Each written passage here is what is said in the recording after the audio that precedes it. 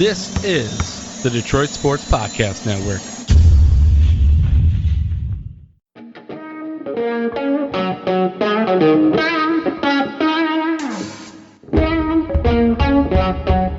The biggest icon in podcasting.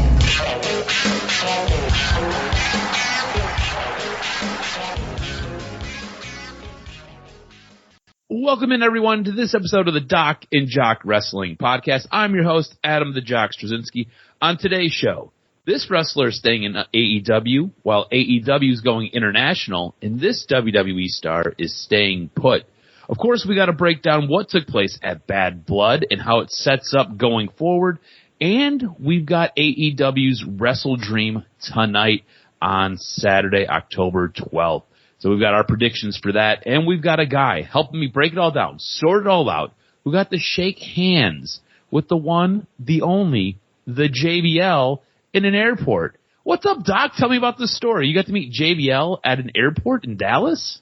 Yeah, no doubt, man. It was a great flight. Oh, my God. It was smooth. 2 hours, 15 minutes, landed. And then all of a sudden, you know, you're just getting your wits about you. You land and you're walking, and who's coming through the airport? I'm like, dude, this is a big dude with a cowboy hat on. It's JBL. So I'm just like, yo, JBL, real fast. I said, oh, thank you, real fast, because you could tell he was walking at a fast pace. I don't know if he was going to a flight, catching a flight. I don't know what he was doing, but I would have asked for a picture had he been walking a little bit slower. But he was in the airport. I didn't want to be that guy, so I just said, oh, man, thank you so much for all you did for wrestling. He acknowledged it and kept it moving, and it was cool.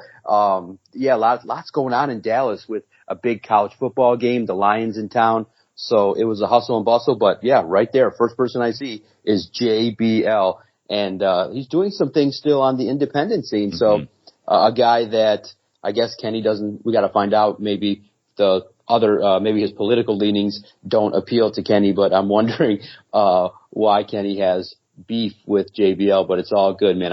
Like I said, I just always tell the wrestlers, hey, thanks for all you did, and let's go, man. It was great. It was cool. Got the trip off great, and we'll kick off a great week of wrestling with what I thought was an okay pay-per-view from WWE, but I don't know how you felt, but I didn't think it was one of their best. I thought it was good. I enjoyed it. I agree. I don't think this was one of their best. I think this was, if we were giving it a letter grade, because we do that sometimes, I think I'd probably give it an A-, maybe a B+. I thought there was some good stuff. I think there was some stuff that had me scratching my head and could have been done a little bit better. But let's just get kind of right into what took place. I guess one of the things that really detracted for me were at the back end of the show, there were like 4 back-to-back-to-back interference spots that helped kind of close out matches. To me, it kind of felt like that crutch was used quite a bit. What did you think about the interference spots? Like, 1's cool, 2's cool, but like 4's a lot. That's exactly was my note. I was like, what happened to the clean finishes? It felt like the writing was like, okay, remember when we used to complain about AEW and be like, everything's pretty good, but they don't close the matches out right. I thought the return was okay of the individual that we're going to talk about later, but exactly. I just felt like a lot of these matches deserved clean finishes. A lot of these matches deserved a little bit better endings in regards to everything that went on. But to be honest, when you have a match like they put on to start the show, it makes it tough to live up to the rest of it, because literally it was a match of the year candidate, Hell of a Cell all-time candidate. So to me, I understand. Maybe, I don't know, psychologically, was it meant to kind of take away from that a little bit, or to try and protect some of the performers? That was just kind of my note was interference -- why ? Because it just didn't seem like those were the ideal finishes that you could have had. You could have done some better things. Yeah, for sure. It just, after a while, it just kind of was like, okay, well, this is what we're doing today, and it just kind of became old hat really, really quick. But look, I think you had some great matches, and I think you highlighted the one that was probably the best on this entire card, and that was the very first one. It was CM Punk. He ends up defeating Drew McIntyre in Hell in a Cell. I do want to talk about Drew's injury, but we'll get to that in a minute. Drew, at a certain point, takes complete control of this match and is annihilating CM Punk. Maybe goes a step too far, pulls out a bag, and you think it's going to be tacks, or you think it's going to be glass, or you think it's going to be screws. No. It is bracelet beads, and he dumps it all over CM Punk. And it's almost mocking him. And the moment he does this, it kind of reignites a fire in CM Punk. CM Punk was basically on life support at this point. And Drew goes for a Claymore. Punk moves out of the way. Drew hits the steel steps that are now in the ring. And then CM Punk goes, grabs a chain, wraps it around his knee, and delivers a GTS. And Drew McIntyre gets pinned. Both these guys took a lot of abuse in this match. Both these guys really, really beat up. There was a toolbox that was utilized, and it hit Drew early on in the match in the top of the head. And I want to know if you've seen Drew's head. He needed to get 16 staples to close the top of his head. It was pretty gruesome looking, and at a certain point, you could just see the blood kind of pumping out of the top of his skull. It was nuts. Did you see his head? Did you see the post-match wound? I did, man. It was crazy. Look, these two delivered what was intended to kind of close out this feud. I thought it was epic. I thought looking at it now, a few days later, I thought that the right individual went over. But bottom line, it's one of those things where Drew McIntyre doesn't take any hits from losing. He gets credit for being a warrior. The spots were great. The psychology was great. It was paced well. The violence was not. Look, it's Hell in a Cell. So you kind of come to expect psychologically some of this kind of stuff. It was cool to see. I just thought that, man, 16 staples in your head. There was concern that, maybe he was going to bleed out and they'd have to stop the match. But look, Drew McIntyre told the medical staff, hey, if something goes down and I'm feeling woozy, we'll slow this down. But he kept it going with a legit busted open gash that was pretty gnarly. Yeah, for sure. It was a match that really did add in the severity of what Hell in a Cell is. Hell in a Cell has gone from being one of these things where it was a gimmick match that showed the importance of a rivalry to then being an entire pay-per-view where everybody had a Hell in a Cell match to now being back to what it was, where this is the way you have to close a feud. This is what you have to do to settle a blood feud, and you do it in Hell in a Cell. And they brought back some of that realism, some of that grit, and some of that nasty, and delivered in Hell in a Cell. I thought this was a fantastic match. Like you said, match of the night. It was the opening match. It was really, really good. Which then puts Nia Jax and Bayley in a bit of a tough spot, because how do you follow that up? Look, this was a match. I don't think Nia Jax did a fantastic job. I think you can kind of go back, and there was a spot where she was supposed to do like a hurricanrana, and she just kind of fell to the side, and Bayley like flung herself across the ring. It was a little bit botchy, a little bit wonky at times. You did have the threat of Tiffany Stratton cashing in. She never did cash in. It adds more conflict between the two. You kind of got to see a little bit of that play out on Friday Night SmackDown. But to me, it was a match. Nia Jax retains. Bayley goes down. Bayley doesn't really lose anything in this match. It was good. You have any thoughts on this match? I mean, to me, it was just kind of a match. And again, it was going to be hard to live up to what you just witnessed with CM Punk and Drew McIntyre. Yeah, I thought it was a letdown. I just thought that, now, look, we always say when you're the champion, you got to step it up. You got to create moments. And I just thought that there was an opportunity missed for these gals to create better moments. But look, in the end, to me, the women, and I don't know if it's fair or not, but I feel like they got to do more to steal the attention because the guys are just so on point with the main event, mid-card, everything going on. So maybe there's an unfair bias that we're always looking for a little bit more. So maybe we got to grade with a curve. I don't know. I don't think I want to do that. But to me, I just put down C- match. Yeah, it was. I think you make a good point where the women have to do a little bit more. I think WWE has a lot of really talented women. I don't necessarily think that all of them are being maximized to their potential or being utilized the best. I mean, if you watched Monday Night Raw, you ended up getting a 10-woman tag match, and I think the match itself was about 8 or 9 minutes, and about 4 or 5 of it was chewed up by a commercial. So you're not really getting the storytelling for some of these women, and then they're not really getting the match time, and then when they're in the match, they're not really taking advantage of it. So to me, it kind of seems like it's everybody kind of letting down that women's division right now. So they have to step it up. They have to figure it out. It has to get a little bit better. Really and truly right now, it kind of feels like you're being propped up by Rhea Ripley. We'll see what happens going forward, but the women's division definitely has to get it together. Next, we had Damian Priest taking on Finn Balor. Damian Priest gets the win. Obviously, you were going to have Judgment Day interfering. to me, Judgment Day looked a little bit weak coming out of this match.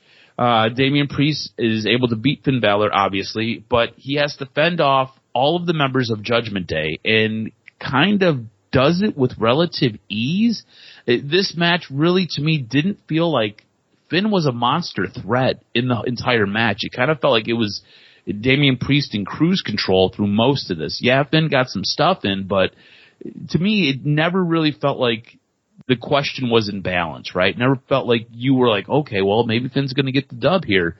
It really felt like it was Damian Priest's match. What did you think of this match? Did it feel like Judgment Day came out looking worse for wear when it was all said and done? Yeah, I just felt like the entrance was cool for Finn Balor, but, clearly I wanted a different result. But, I look at it from the perspective of, I understand, look, the match could have been a slightly better, but for what it was, to try and now establish Damian Priest as somebody that can do his thing, I understand it. So taking my own bias out of it, I just felt like, okay, I thought it told a story it needed to tell, but I just thought that, I think that Finn Balor could always do a little bit more, could always kind of be, I guess, maybe he's a victim of his size, maybe there's some reason why his character now is kind of right in the middle and not getting over. Well, clearly the company loves Damian Priest and he's getting over. But to me, it just, and maybe it's just because of the rise, to me feels like Finn Balor's the bigger star. Mm-hmm. And it feels like you're leaving money on the table I feel like there could have been more of a story told that we talked about last week to set up more by having Finn Balor win. And I'm not sure, does he need to kind of take a stand and say, hey, I need some wins here. Like, wins and losses do matter, because if it keeps going down this road, he's going to be irrelevant, and that's not good. So now we got to see what's next for the Judgment Day. Yeah, and look, this is the thing too. And I don't remember if it was highlighted in this pay-per-view, if it was maybe highlighted on Monday Night Raw last week. But they have basically come out and said, like, he's not been the same wrestler since he won that initial Universal title. Yeah. He's never been put in that same spot. And I think it's a bit of a discredit to Finn Balor, because I think this is a guy that at a certain point you were looking to build your company around. And unfortunately, he got injured in a match with Seth Rollins, and you've never given him the opportunity again. It wasn't like he fumbled it. It wasn't anything he could do to really protect himself with that move. It was one of those buckle bombs that went wrong. How many guys have been hurt by that buckle bomb? A lot. Finn Balor, or Seth Rollins put a lot of dudes on the shelf with that buckle bomb. Finn Balor happened to be one of them. So I don't necessarily think it was his fault. I think he is money. You just have to give him, the creative, and you got to give him the chance to kind of carry the company. And just it really hasn't been done. They do have a lot of high praise for Damian Priest, and they think very highly of Damian Priest, and that's why he got to go over in this match. The next Terror Twin took her match to the ring, and that was Rhea Ripley taking on Liv Morgan. This was a weird match. It never, to me, really felt like it got going the way we had hoped it was going to get going. Dominic Mysterio ends up falling out of the shark cage, and he's basically dangling by his ankle. Rhea puts Liv down, and then she grabs a kendo stick and starts working over Dominic Mysterio, only to have Raquel Rodriguez come out and attack Rhea Ripley. Here's the problem. The way this match was supposed to go down, Liv Morgan was supposed to pin Rhea Ripley. That was what was supposed to take place. I think this was supposed to set up a feud between Rhea and Raquel. Well, Raquel ends up botching her timing, and she comes out incredibly early. The ref sees it. It was so blatantly obvious, the ref felt that he had to basically disqualify Liv so she can retain her title, and then Rhea gets the victory because it was a DQ. So this match got really wonky at the back end. Things did not work out the way they were supposed to. Liv gets to keep her title, but Rhea gets the win. Raquel Rodriguez is now seemingly a part of Judgment Day. She is now the heavy for Liv Morgan. I don't necessarily know if this was a great return for Raquel Rodriguez. What did you think about seeing Raquel Rodriguez come back? And at the time, we didn't really know she botched her spot. I thought it was a weird ending. As this was playing out, I was like, well, this is weird. Like, why would you do it this way? And then a day later, you get the report that she kind of botched her spot. What are your thoughts on Raquel coming back and just kind of this moment in this match. Yeah, I was like, this was the worst situation because you have her, look, I love the idea. It makes sense. Clearly with her ethnicity, it makes sense to put it into the storyline, but you have to still execute the story so that people understand what's going on. So she picks up Liv and throws her on Rhea Ripley, and everybody's like, huh? The bell's already rung. So everybody's confused. It's a situation in which you go, okay, it wasn't crisp. It wasn't flawless. And I think that's kind of where that's kind of, I guess the best way to put it was stuff happened that WWE's kind of going in that mode of like, okay, we can kind of be a little bit loose with some of this kind of stuff. Whereas I think you and I and a lot of wrestling fans expect when you have a product like this, you expect the execution to be on point. Like you don't expect some of the herky-jerky nature. You don't expect some of the ill-timed and botched situations with WWE, especially with the return. That should be done crisply. It should be done boom. But, in the end, I understand what goes on. You needed it, the opposite of what I thought would happen. I thought Rhea deserved it too. I thought that, I think that Liv, it actually, in a sense, in a way, gives the opportunities that maybe Finn Balor's not getting right now. We kind of think that Liv is a background player, but they view her very well, and they kept the title on her, which is pretty good. And they diverted the attention now away from Rhea Ripley, and so that's good. I think that Rhea and Raquel does have some magic to it if they can execute it well, but the beginning wasn't that great. Yeah, it could have been awesome, right? It could have been a really cool debut or re-debut, because we haven't seen Raquel in months. I don't think we've seen her since like February of last year, or maybe it was February of this year. It's been a while, So it could have, I felt like, been done a lot better than what it was. And I guess laying the creative out and now knowing what we know, it really could have been a cool spot, and it could have really have worked. In the end, a little bit sloppy, a little bit wonky. And like I said, the match never really felt like it got going, which was unfortunate. But this brings us to our main event, and it's Roman Reigns, Cody Rhodes, taking on Solo Sikoa and Jacob Fatu. Look, man, I thought this was a good match. I thought this was a lot of fun. I thought you got to see you got to see Roman look like he is back in incredible shape. Him and Jacob got to finally touch mitts, and that's something that I think all of us have been waiting to see. I thought Cody Rhodes, when he went and he basically did what Jacob Fatu did to him to hurt his foot, he looked at Roman, he kind of gave him the salute and nodded, and basically like, I'm going to go take care of this, you take care of that. I thought that was a really cool moment between these guys. As this match went on, you got to see the mutual respect and admiration for each other grow in this match. I thought that was great. Obviously, the bloodline comes out, and they are interfering in this match. At a certain point, we have a return of Jimmy Uso. He slides out from underneath the ring, takes out the Tongans, allows Roman and Cody to pick up the win. Roman Reigns and Cody Rhodes defeat the bloodline, and this then leads to a beatdown in the ring of Cody Rhodes. As Roman and Jimmy are heading to the back, Cody ends up getting jumped by all of the bloodline, and it's Jimmy Uso who looks at Roman and says, we've got to go back for him. We've got to go help him. Jimmy convinces Roman to go back, and they clear the ring, only to have The Rock come out, and The Rock does this gesture. It's 1, 2, 3 with his fingers, and then he makes the throat slit. So there's a whole lot to unpack here, and we haven't even got to what took place off screen. This is just what we've seen on screen, so there's a lot to unpack. So let's start here. One, I want to get your thoughts of what you took away from this match. What did you think of the match as a whole?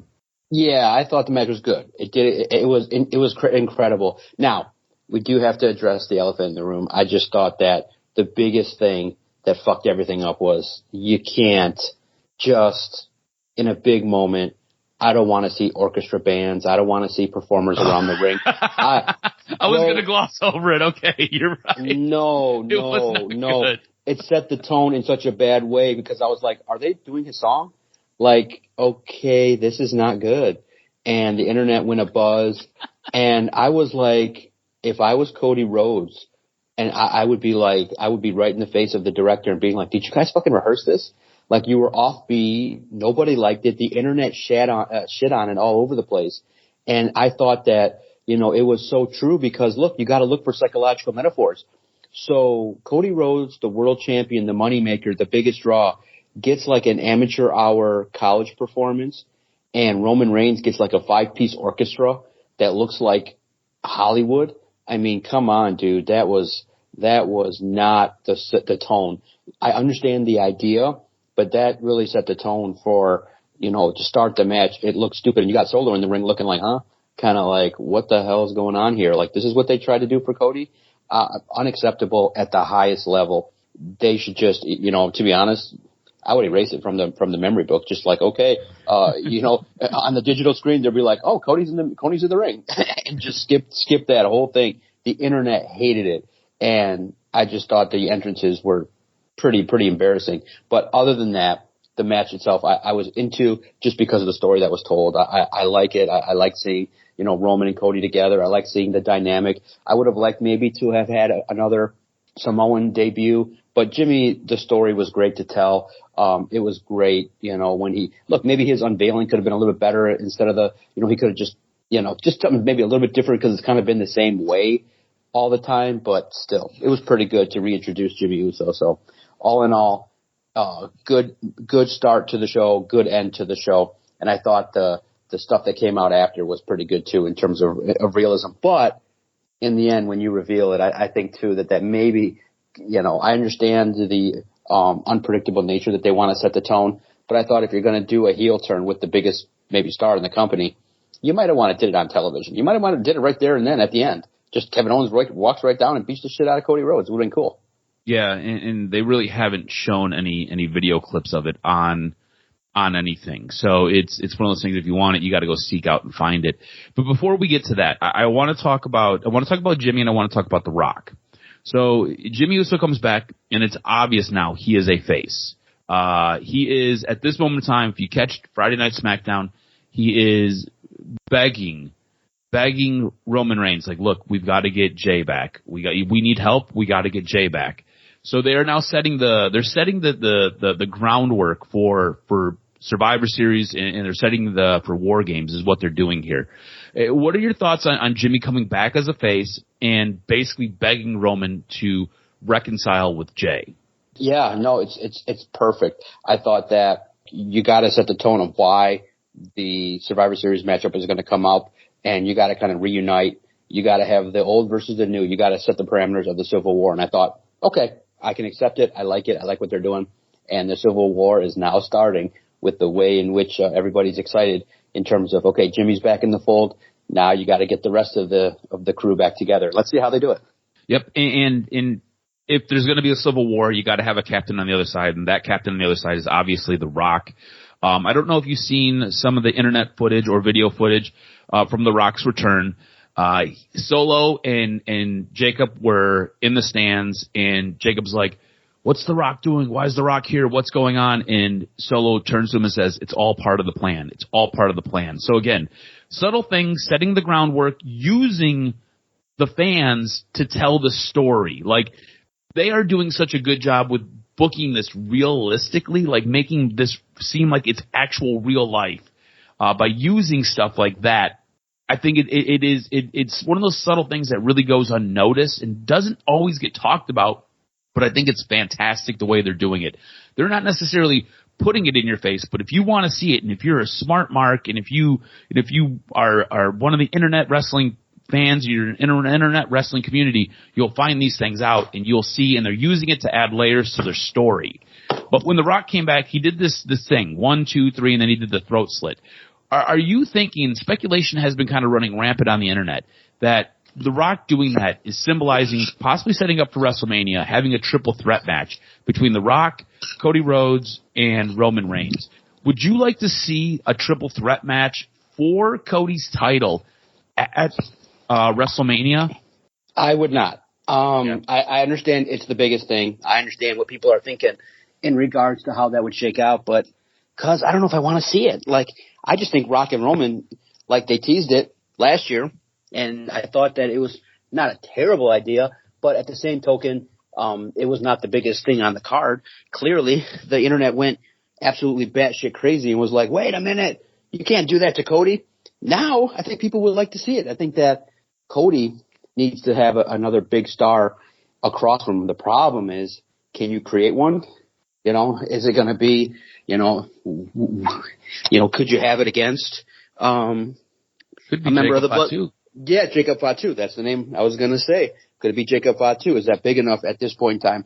We'll see. But at the first moment, I'm lukewarm to the idea of a triple threat. And because they don't, like, is there really a great one that lends you to go, oh man, this is something I want to see? Not to me. I think that Cody deserves an individual singles match at WrestleMania.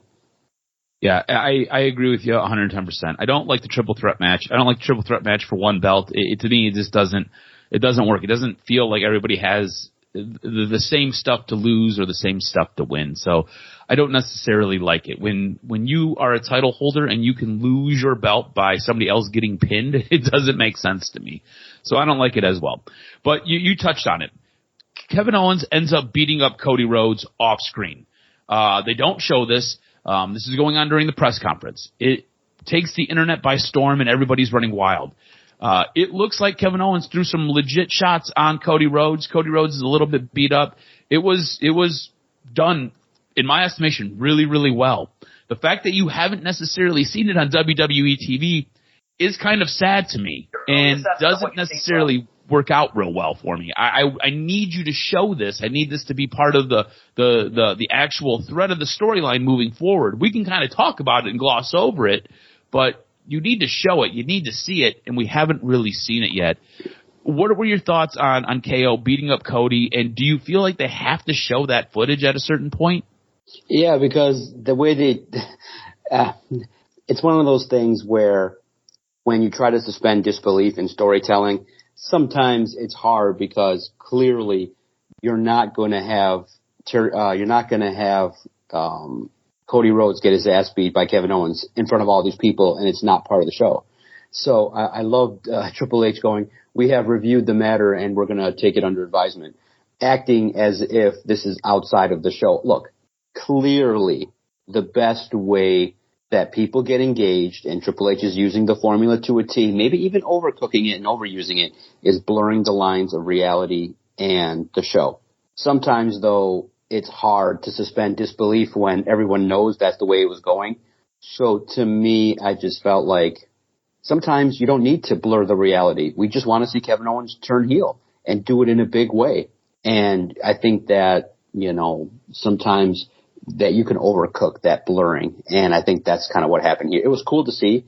It was cool after the fact that, the show really never ends. It's kind of like a movie. Then, they roll the credits and there's always something after. It's cool. I thought it played out like, okay, these guys are fighting and things like that. But look, there still is a suspension of disbelief that you do kind of have to have. I don't think they met it. Like, I'm not like, oh, I don't believe truly that this was outside of the show. And then Triple H tweeting kind of made it funny. But in the end, it's cool. I just think that they could have maximized the heel turn with something different. Yeah, I feel like I thought it was done well. I need to see it, and like you said, Kevin Owens is a huge star, and we all knew this was coming, and you did it off screen. Like, what are we doing? It left you wanting a little bit more, which is fine. It's good if you want a little bit more. That way, you come back and you get a little bit more. One quick note, something that I wanted to highlight. I think this has been some of the best stuff underneath Triple H's creative. It's that you have multiple storylines that have their own ramifications and are important in their own individual story, but they play a major role in bigger stories. So you look at Cody and you look at Roman, and now The Rock is there too. So The Rock and Roman have their own thing going on, but Cody and Roman have their own thing going on. Now Cody and The Rock have their own thing going on. So there's like 3 different storylines going on here. And then you've got Cody and Kevin Owens, and now you're looping Randy Orton into it because of what took place on Friday where Kevin Owens attacked Randy Orton. And then you've got Roman and Jimmy and soon Jey Uso. So like there are so many moving parts, and they're telling that it's almost soap opera-esque. That's what we talk about wrestling as. It's a male soap opera. And it is very soap opera-esque right now. And this is not something that you really got underneath Vince. Vince may have done this a little bit early on, but the last little bit as Vince was kind of winding down his time in WWE, you really didn't get this stuff. And I think this has been really fantastic, creative coming from Triple H. Now, do the women need to get picked up a little bit? Absolutely. But what we're seeing so far, I think, has been fantastic, especially with the guys. Also, Motor City Machine Guns are coming to SmackDown next week, so you're going to want to definitely check that out. When we go to check the calling the card, we end up splitting the point because of Raquel Rodriguez or Raquel Gonzalez. I'm not sure what they're going to call her. She botched her spot, so 5.5 to 9.5, which then sets us up for AEW's WrestleDream, which takes place tonight. You can get it on pay-per-view. So let's kick this bad boy off with our pre-show match. We've got Atlantis Jr. taking on Brian Cage. This is a singles match for the ROH World Television Championship. I'm going to go with Atlantis Jr. I'm going to be honest with you. I've not watched any Ring of Honor. I know that they have their own little streaming thing, and you can kind of do a couple of different things to kind of get ROH. I've not watched any ROH. So I'm just going to kind of say that the belt's going to stay on the champion. Now, I could see Brian Cage being the ROH World Television Champ, and he probably should be. He's kind of a big name, and he's a big dude. But I'm just going to leave it with Atlantis. Who do you have winning this match? No doubt, I'm going to swing for the fences this one because I'm going to set the tone. Because, look, unfortunately, there's good news with AEW, but there's also bad. It sucked because we should have went, really, on a Tuesday in Toledo, and that's kind of exactly the thread. I thought, okay, AEW coming to Toledo, or AEW, if it was this week or the previous week, came within an hour of where we live. And I was like, man, that'd be something cool to see for a potential collision. And I was like, you know what? I looked at the potential matches, and I was like, I'm not really that interested. And I was like, it's not worth it. It's time. It's invested. It's like, ugh. And then you had this week's Dynamite, and it was on a Tuesday, so it flipped, but it was the lowest attended and the lowest rated in a long time, going up against NXT, which was a huge dagger. It was blown up all over the internet. So many people are saying and pointing to WrestleDream saying, hey, if they don't deliver, which they have, they're going to deliver. I mean, clearly they do pay-per-views well, but if they don't kick off moving forward to gain some momentum, the interest level right now in terms of the television product is at an all-time low. So this is bad. And it was talked about all week. It was not great. So WrestleDream has to deliver. So to me, you got to start creating some stars. And I don't even know the person that you're talking about as a champion. So I need it to be Brian Cage. I'm just looking at some of the matches of this dude right now. So Brian Cage has to win this. I got a new champion. I don't really mind the way you're thinking. Like I said, I can see Brian Cage winning this, and realistically, Brian Cage should probably win this. I just don't know what the storytelling has been on ROH because I've not watched anything with ROH. Most of the ROH I get is from Mark Briscoe being on Dynamite, really and truly, which leads us to Mark Briscoe. He is putting up his title, the ROH World Championship, versus Chris Jericho. Chris Jericho will have Big Bill and Brian Keith. I'm assuming that the conglomeration will be a part of all of this. How do you see this match playing out? Does Mark Briscoe retain, or does Chris Jericho probably get some interference from Big Bill and Brian Keith to get this title? Right? So are we swinging for the fences? Yeah, I think that there's got to be a reset.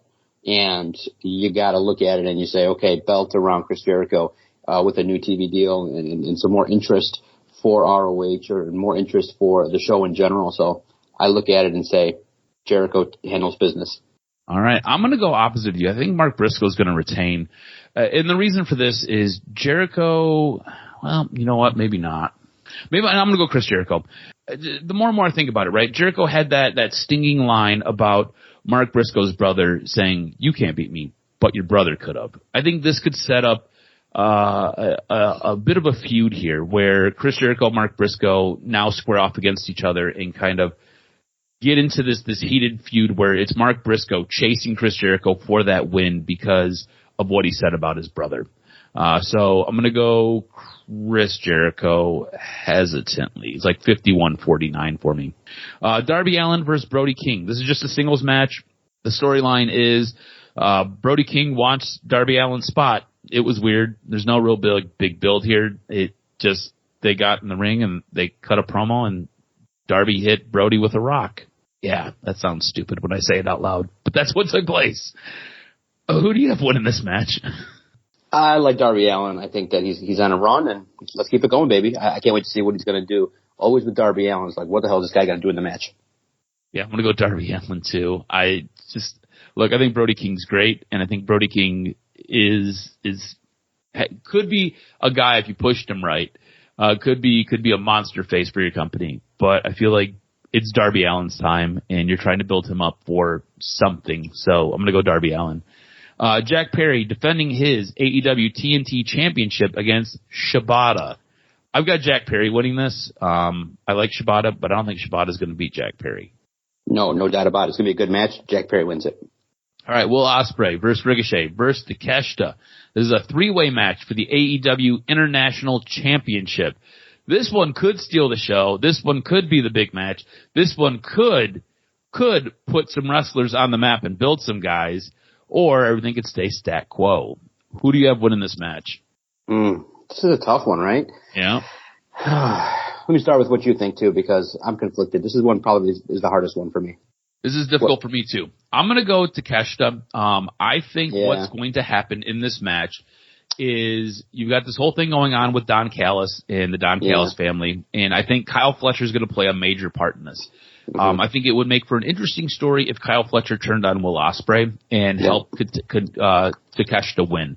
So I'm going to go Takeshita. I don't know if that's what's going to take place, but that is how I could see you making a very interesting story. Yeah, see, that's the thing I'm conflicted in, is that I think that Will Ospreay is on a nice run, and why would you see, you got to bridge it so that Takeshita can fight Will Ospreay on a bigger stage and things like that. No, I agree with you. Takeshita is the heel here. He's done some things, but it feels like it's just too short. It's too short of a situation right now. So I'm curious to see, but I got Takeshita winning. Next match, we've got Young Bucks taking on Private Party. This is a tag team match for the AEW World Tag Team Championships. I've got Young Bucks winning this. I like Private Party. I think the comment that John Moxley made, these guys are in the same spot they were 5 years ago. I think it's accurate. I don't necessarily see them getting a win here. Maybe Stokely Hathaway plays a role in it later on, but I see the Young Bucks retaining.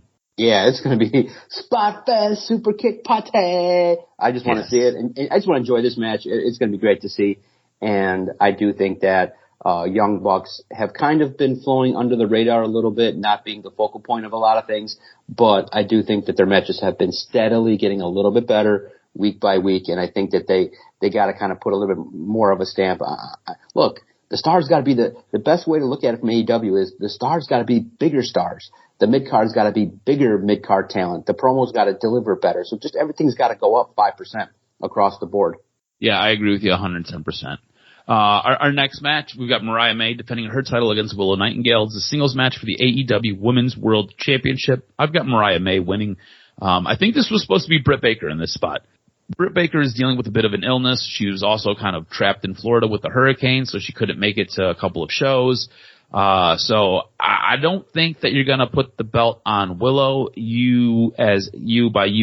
mean AEW. You've kind of undermined what Willow Nightingale is and could be, and you really haven't pushed her the way you should. And I don't believe you're going to start now. I think you find more value in Mariah May, so I think Mariah May gets the win. Yeah, I'm not going to lie. Mariah May has also a nice social media account. She's doing her thing. And I just want to see what kind of attire she's going to wear, what she's going to put out there. Hell yeah, Mariah May's doing her thing. And I think that you also can push her a little bit too. Maybe you just, when you're in a rut, you got to do what you got to do. So that just means up the titillation, as they would say, kind of steal from the aggression era and do what you got to do. And hey, you got stars, you got to take advantage of it. And two, just another person that also has been kind of lurking in the background, but can also be bigger. I think Camille can do so much more than just be a bit. But Camille can really stand out. Have you ever followed her on Instagram? Camille's got a great Instagram. Back when she was on the indie scene, she's a fantastic wrestler. She's got a great look. Yeah, exactly. I just feel like she's completely underused. That's exactly right. And that's kind of the tone is that, okay, you're introducing her to this fan base, but let's go up the star level and let's see what happens. But Mariah May is somebody that's going to potentially be of assistance moving forward. They got to draw some money, draw some attention. So we'll see because, NXT really, when you just look at it comparatively, NXT was way better than Dynamite this week. No doubt about it. Yeah, for sure. Our next match, Hangman Adam Page taking on Jay White in a singles match. This one seemed to kind of get started quickly. Basically, Hangman was taking out Juice Robinson, and then Jay White came out, and Jay White challenged him. So here we are. How do you see this one playing out? Does Hangman get the win and stay on his torrid pace of just destroying that locker room, or does Jay White get the victory? And here's another thing. This is crazy. I mean, this is kind of one of those matches where both guys can't afford to lose. I mean, Jay White coming back. I think that probably this one has the best candidate for a wonky finish. Maybe a DQ. I think you gotta have Jay White be strong. So, Page wins it, but I don't think he pins Jay White. I think there's some DQ action going on here. There's some cheating or there's a wonky finish, but Hangman Page gotta keep it going. Yeah, I think Hangman Page wins. Let me put it this way. I think Hangman Page stands tall. Jay White might get the win via DQ because Hangman Page just goes too far. You know, just goes just off the rails and is using a chair to beat the shit out of Jay White. And that's how I could see this match playing out. All that being said, I'm going to take Hangman to get the win, but don't be surprised if Jay White gets the victory via DQ. Next, we've got Eminem Collection taking on the Acclaim. I've got Eminem beating the Acclaim. Yeah, my daughter is a big fan of the Acclaim. She's like, I haven't seen them on television. Well, we haven't watched AEW, really. I haven't watched it with her in a long time, but I agree with you 100%. I just, the Acclaim have fallen way off. And, from the heights of where they were to where they are now, it's like, whoa, it's not good. But, I would not be surprised if the Acclaim did pull it out, but I don't see it this week. Next, I've got, the next match is Hologram versus the Beast Mordos. This is a 2 out of 3 falls. This is going to be as lucha could be. I've got Hologram winning, and I'm going to be honest with you. I think the Beast Mordos is great. The only reason Hologram wins this match is because Hologram is an AEW guy. Beast Mordos, I think, is still a CMLL guy. So I'm going Hologram because I know how Tony Khan books. So I'm taking Hologram in this match. Absolutely. This is going to be fun. And again, another aspect, if you looked at it and said, WCW took advantage. It seems like AEW has the recipes. Like, okay, you got the luchas, you got the indie people, you got the stars, but you're kind of like turning the temperature to 275 when you really got to cook it at 400. It's like, let's go. Turn up the heat. Let's go. Let's have some spectacular spots here. Let's have some highlighting of the true lucha underground and the lucha style of wrestling. Let's amp it up because you're also facing the loss of some of your key guys that were also individuals of foreign ethnicity and they're potentially leaving. So I would say that you could highlight a lot of these people. So I agree with you 100% on who wins. All right, next match is our main event. It is Bryan Danielson defending his AEW World Championship, taking on Jon Moxley. How do you see this playing out? It's tough because now you got this whole retirement angle thing done. Is this the last match of Bryan Danielson's career in the middle of October? I mean, I have no clue even the best way to look at it. It just always seems to me that Jon Moxley's the bigger star. But at the same token, you can't have the belt be flung around like this. You're just cheapening the belt. But that's what AEW does. They just keep cheapening the belt. Do you have the big reveal of a surprise? Do you have interference? What do you do here? I mean, I'm fully committed to thinking that whatever I pick is going to be wrong. But because I think that maybe the best thing for business is Jon Moxley winning, I'm going to say that Bryan Danielson wins it, and we keep this going with another epic, epic story of, is this the end for Bryan Danielson? Well, not now. Bryan Danielson wins it, but I could be fully wrong and end up seeing Jon Moxley win it because it just always seems like whenever he's in there, he gets over. Yeah, I've got Bryan Danielson winning this. Jon Moxley, I think, is going to push this thing to the limits, and I think we get a debut. Jon Moxley's been speaking in very cryptic tones, and the word on the street is possibly Sami Callihan coming into AEW. They were a tag team back in the day. They were a tag team called the Switchblades. So you could see maybe Sami Callihan being the guy who's orchestrating all this stuff with Jon Moxley, and he's the person that he's kind of speaking real cryptically about. I think Bryan Danielson wins this match. Jon Moxley, Sami Callihan, Marina Shafir, You'll probably end up getting both Pac and Claudio out there, and they just beat the living tar out of Bryan Danielson, and that's kind of how we fade out. They just bludgeon Bryan Danielson, and we maybe pick this up on Wednesday when Dynamite kicks off. But that's what I see. That's how I see it playing out. Let's really quickly recap what we've got going on and jump into some news and notes. So, starting it off, me and you differ. You've got Brian Cage becoming the new ROH World Television Champ. I've got Atlantis retaining. We both have Chris Jericho beating Mark Briscoe for the ROH World Championship. We both have Darby Allin. We both have Jack Perry winning. We both have Takeshita beating Will Ospreay and Ricochet for the AEW International Championship. We both have the Young Bucks retaining their tag belts. We both have Mariah May retaining her AEW World Championship. We both have Hangman Page winning, but we both think there's probably going to be a DQ, and Jay White might get a victory because of a DQ. That one's kind of weird. We both have Eminem beating the Acclaim. We both have Hologram beating the Beast Mortos in a 2 out of 3 falls match. We both have Bryan Danielson winning. Are you ready for some news and notes? I'm ready. Hit me with this week's professional wrestling news and notes. What made your epic list? After a lot of speculation and rumors, Daniel Garcia is staying in AEW. Garcia's contract was set to expire in the coming weeks, with WWE reportedly having interest in signing him before he ultimately opted to re-sign with AEW. WWE was said to be very high and have a lot of interest in Garcia. This led to some booking challenges for AEW as Garcia sorted out where he wanted to be. Garcia put to rest the weeks of speculation about his future on Tuesday night when he made his return to AEW television for the first time since All Out and announced that he would be staying in AEW. At this time, the length and dollar amount of the contract is not known.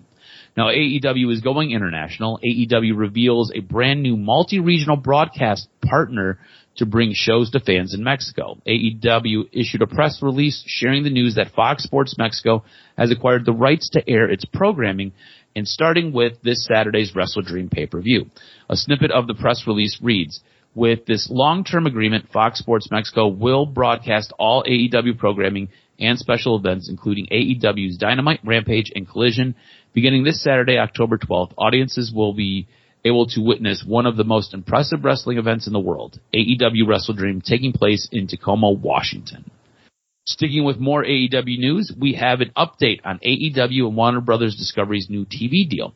AEW is getting $185 million per year with this new TV deal between the two. Something else that has surfaced is that Warner Brothers Discovery appears to be a minority owner in AEW. While the amount is not confirmed, it's believed to be less than 10% stake in the company, and Tony Khan has complete control and voting rights within the company. Warner Brothers Discovery's ownership stake does not interfere with the company's ability to do its day-to-day operation and its creative. And this WWE star is staying put. In an update, PW Insider reports that Rhea Ripley has come to terms on a new contract with WWE. Pen has not been put to paper officially yet, but it's described as just being a matter of time. The word is that the deal will be for 5 years, and Ripley will receive a considerable raise. And that's going to do it for this week's wrestling news and notes. WrestleDream. Interesting. I can't wait to see it. Can't wait to see how AEW responds to the challenge now after you sign the contract. Okay, you got the money.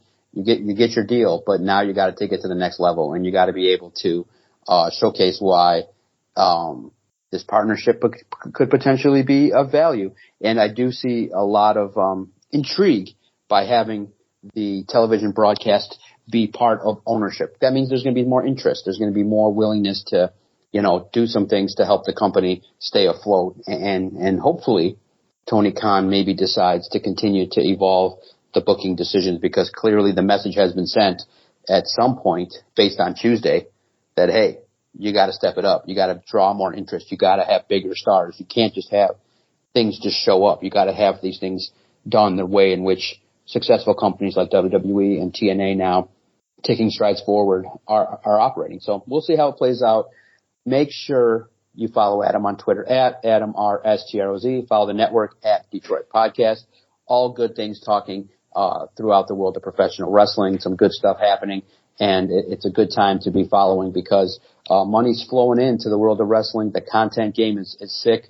And if you did listen, it was great. I don't know if you watched the real fast, just to throw it out there, I thought Triple H handled the ethnicity question about not having black performers on a little bit stereotypical. I thought he should have been a little bit more personal instead of the corporate answer of I don't see color.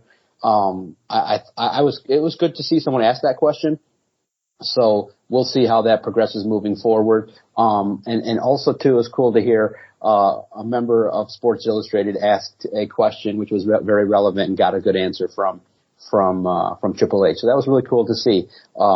As Sports Illustrated continues to grow and evolve and do things, they've always been a key staple in wrestling, and they have a great reporter and people traveling now to see everything going on in the world of wrestling. So make sure, hit us up at Detroit Podcast. Let us know what you think. If you completely think we're wrong about AEW, WWE, let us know. We look forward to it. Anywhere that you listen to your favorite podcast, just type in Detroit Sports Podcast, and our content will find you. Make sure that you guys tune in every week to the Doc and Jock Wrestling Podcast as we break down the news, the notes, the challenges, the good, the bad, the ugly, all things related to the world of professional wrestling. I can't wait to break down WrestleDream. It could be a long one, but it should be a good one, because can't wait. Wrapping up this week's episode of the Doc and Jock Wrestling Podcast.